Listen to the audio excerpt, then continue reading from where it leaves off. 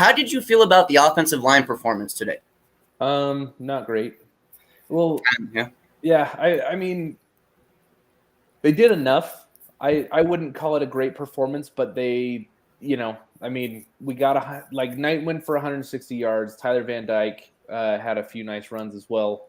But overall, it's just been kind of a sloppy few weeks for the offensive line.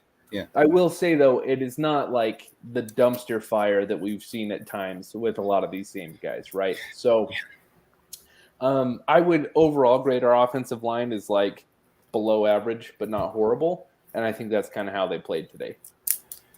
Do you think that this is still the lineup we want to stick with then? Because like you said, we've seen it even worse. I hate to say that, but so is this the lineup we want to stick with? Because even a mediocre line is better than what we've dealt with the last couple of years on a consistent basis. Yeah, absolutely. I definitely think when you consider like 2 years ago, we were like 120th.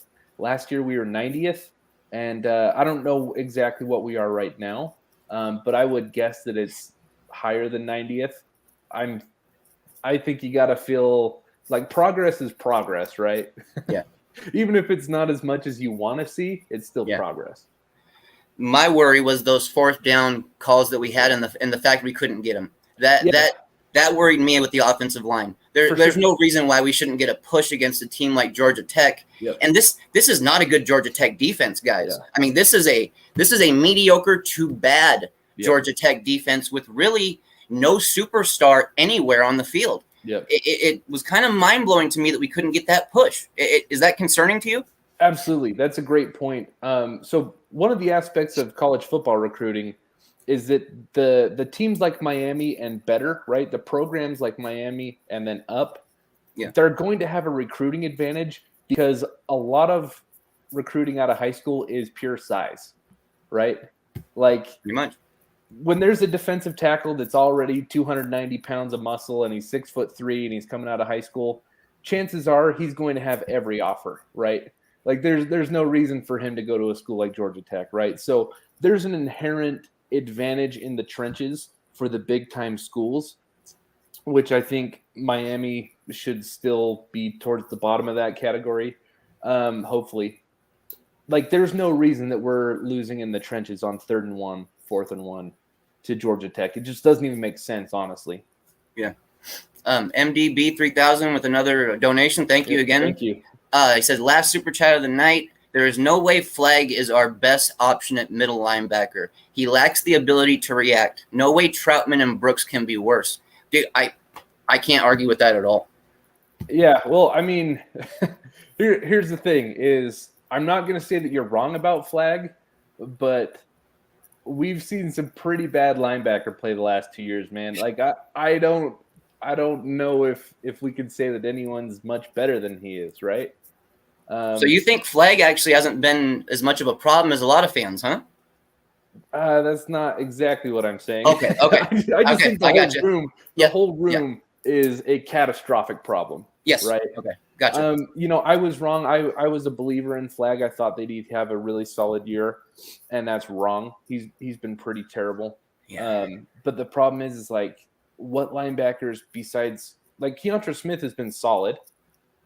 What linebackers not named Keontra Smith have been better than terrible in the last 2 years, 3 years?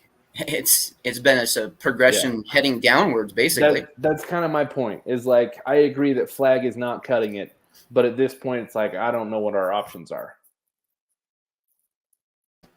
Now, wouldn't it just be like worth it to at least explore possibly bringing in somebody with more speed, while they might not be as apt or what they want to consider as experienced of a linebacker? Would it not hurt to let some of these guys with the real sideline to sideline speeds get a little burn? I don't think it would hurt. I mean, that's kind of the overall theme that we've been talking about this episode is like, we haven't seen enough Troutman this year. Why not give him the opportunity to prove that Flagg should be playing over him? Right? I mean, if you know that Flagg isn't working, if he's missing gaps on run support and then they bust off a 70-yard touchdown, like how can you walk away from that feeling like, hey, you know what?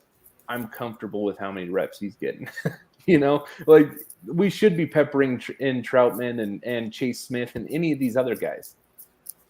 Yeah, the Chase Smith one kind of boggles my mind because we know he's got the size and athleticism to already be making an impact. I'd love to see him out there. I would be kind of curious. I'd love to know what's holding him back. If it's just not understanding the playbook, if something else is like inherently like really, really wrong in practice they can't fix yet.